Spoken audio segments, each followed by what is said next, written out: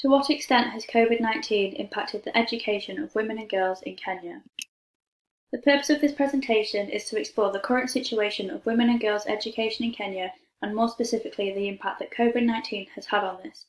This will be done by examining data from a number of resources, as well as delving into the solutions that have been provided to improve the situation.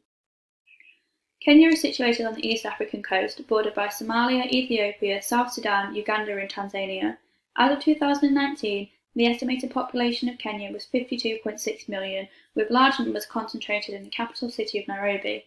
In 2018, Nairobi was considered to be an incredible juxtaposition of Kenyan culture, with nature effortlessly coinciding with modern life, in an article written by Helen Davies for the National Geographic. Education has been officially recognised as a human right since the Universal Declaration of Human Rights in 1948. Education can promote social cohesion, contribute to social transformation, and can produce better economic outcomes. As of 2011, there were 57 million children unable to learn as they could not attend school. This highlights that even in the modern world, a commodity as important as education is still being missed out on by many. This is why the Sustainable Development Goals set out by the UN to be achieved by 2030 have a dedicated goal that aims to provide quality education for all. This demonstrates how education is at the forefront of action, showing the value it has to the world and the need for all children to have access to it. The Kenyan education system uses the American 844 system, which means that children undergo 8 years of primary school, 4 years of secondary school, and 4 years of higher education. Despite this, less than 50% of primary school students continue on to secondary school. In order to teach in Kenya, there are several requirements, such as holding a PTE certificate or Bachelor of Education degree, being a Kenyan citizen, and being registered with the Teacher Service Commission. Most teachers at the primary level hold a PTE certificate, with only 14% of public school teachers and 3% of private school teachers having achieved a bachelor's degree. This suggests that very few teachers obtain a bachelor's degree, which could be due to the difficulties faced by Kenyan students in continuing in education. The Basic Education Act of 2013 meant that the government had to provide free and compulsory basic education for primary and secondary age children. Despite the government encouraging enrolment, the number of children enrolled in primary education has decreased in recent years. Additionally, in light of the Basic Education Act, it would be expected that literacy rates would improve. However, many children continue to fail basic reading and mathematics tests, even if they have been in school for several years. The UK is a much more developed country than Kenya, and so it is expected that the quality of and access to education will be better. In the UK, there are 3.41 million secondary school pupils. This shows a large difference from Kenya, who in 2020 only have 3.26 million students enrolled in secondary school, despite having a far larger population. This demonstrates how the problem of access to education is significant in Kenya and that urgent action is needed to improve the situation. Despite ongoing efforts to increase access to education, there are still 5 million more primary-age girls out of school than boys in the world. 3/4 of children in the world who may never set foot in school are girls, highlighting that women and girls are consistently disadvantaged over their male counterparts in terms of access to education. In 59 countries, women aged 15 to 49 from the poorest households are 4 times more likely to be literate than those from the richest households, showing that money is a large factor in education and the learning of basic skills. Despite this, since 1995, overall, the number of girls enrolled in primary and secondary school has risen by 180 million. This suggests that although the rate of change is slow, change is being made and the impact can begin to be seen. Education for women has a plethora of benefits. The main 3 are increased self-efficacy, the development of life skills, and an increased opportunity for economic development. If women believe they can achieve highly in education, then they are more likely to do so.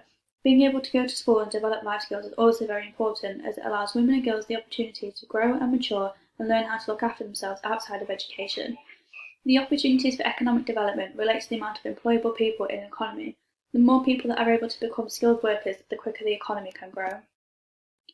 Private schools are common in Kenya and often offer better quality education.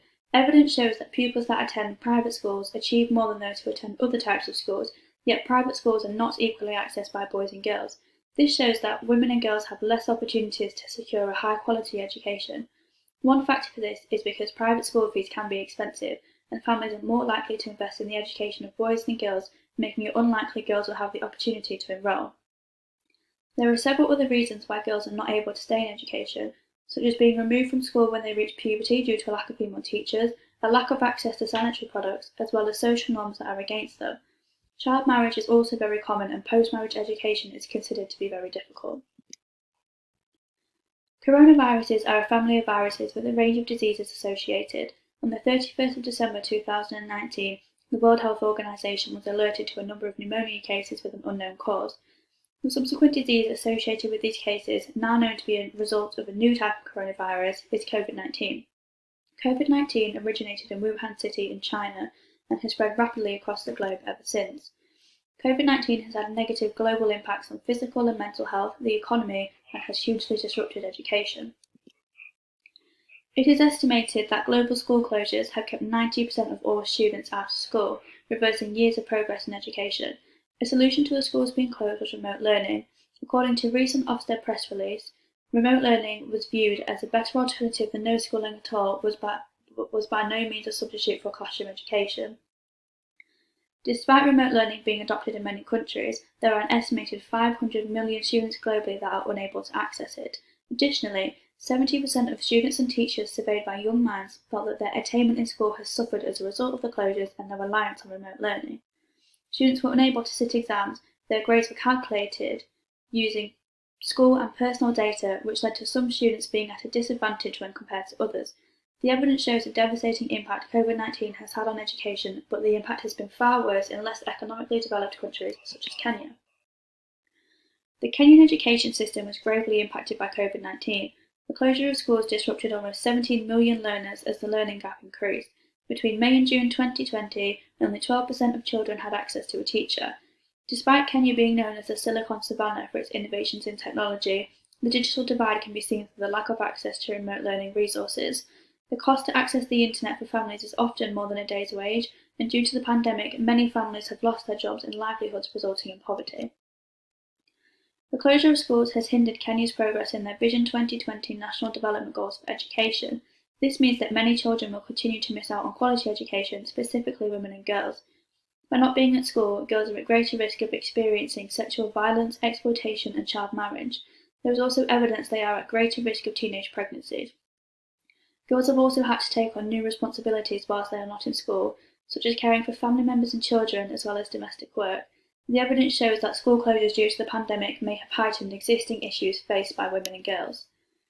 There has been an increase in sexual gender-based violence, with the first 2 weeks of lockdown showing a significant spike in cases. Young and adolescent girls are more likely to experience domestic or gender-based abuse when they are not in school, which is supported by the spike in reported cases at the beginning of the lockdown.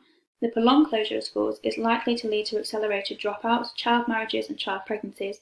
Most likely this is because women and girls are spending more time at home, and therefore they are likely to experience sexual violence, which could result in pregnancies and marriage that hinder their future in education. The evidence shows how the pandemic has very clearly impacted women and girls, both currently and in their futures.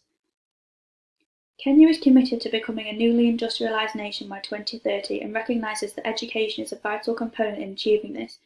This aligns closely with the Sustainable Development Goals set out by the UN that states that quality education for all should be available by 2030. The Kenyan government have also worked increasingly hard to make school more affordable by reducing the cost of textbooks by 70%. This means that if more families can afford the equipment, they are more likely to invest in education for girls rather than solely for boys. There are also schools in Kenya that are specifically built for girls, enabling them a better chance of getting into and staying in education. One school in Laikipia East provides quality education to less fortunate girls through sponsorships and currently has 402 girls enrolled. Furthermore, charities such as Save the Children have worked alongside the Ministry of Education to bring about positive change. Kenyan schools were closed for a total of 9 months, one of the longest school closures on the continent. The schools have now reopened, meaning thousands of children are back in the classroom, and remote learning is a thing of the past. Employment and income levels have also started to recover, meaning that less people are living in poverty. This reduces the strain placed on women and girls as families now have more money to send them to school and therefore they are less at risk. The pandemic has also heightened a key issue, that teachers and students lack digital skills. Despite living in the fast-paced world of technology, this presents an opportunity for schools to develop the skills of their teachers and students to equip them with the best set of skills for their future. In conclusion, education has suffered greatly at the hands of the pandemic, but even more so in less developed countries. Women and girls have experienced the worst of it as they face violence and exploitation whilst they are at home rather than in school. Despite this, there have been successful efforts to encourage girls to stay in education, such as private schools specifically for girls and reduced textbook costs. In relation to COVID-19 itself, the schools in Kenya have recently reopened, suggesting that the worst of the pandemic may be over and the lives of women and girls can continue to improve as the country works towards the Vision 2020 National Development Goals and the United Nations 2030 Sustainable Development Goals. Thank you for listening.